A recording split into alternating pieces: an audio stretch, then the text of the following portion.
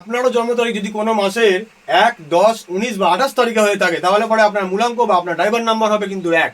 অর্থাৎ সূর্যর যে গুণগুলো সেই গুণগুলো কিন্তু আপনার মধ্যে বর্তমান রয়েছে, অর্থাৎ রাজার হালে বাঁচা। আশা করছি আমাদের আগের ভিডিওগুলো আপনারা দেখেছেন, সেখানে কিন্তু প্রত্যেক কটি প্ল্যানেটের বা নাম্বারের কিন্তু গুণ বলা রয়েছে। কিন্তু এই নাম্বার অনুযায়ী বা এই ড্রাইভার বা আপনার মূলাঙ্ক নাম্বার অনুযায়ী কোন ব্যক্তির সঙ্গে আপনার সম্পর্ক ভালোভাবে রাখা উচিত এবং কোন ব্যক্তির সঙ্গে একটুখানি এড়িয়ে চলা উচিত, সেইটা কিন্তু আজকে আপনার সঙ্গে আমি আলোচনা করছি।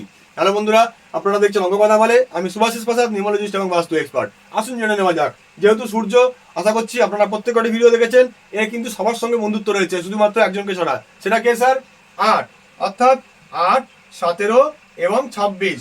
অর্থাৎ এই তিনটে ব্যক্তির সঙ্গে যদি আপনি কোনো কারণে পার্মানেন্ট রিলেশনশিপে চলে আসছেন, এরা আপনার জীবনে হয় জং লাগিয়ে দেবে, নাহলে পরে আপনাকে সাকসেসফুল হতে দেবে না, অথবা আপনাকে হেলথ ইস্যু দিতে পারে। কারণ এখানে সূর্য, এখানে শনি, এখানে সূর্য ছায়াপুত্র কিন্তু শনি, যার কারণে এরা কিন্তু অ্যান্টি নাম্বার, কোনোদিনও এরা কিন্তু মিত্র নয়, পরম শত্রু নাম্বার।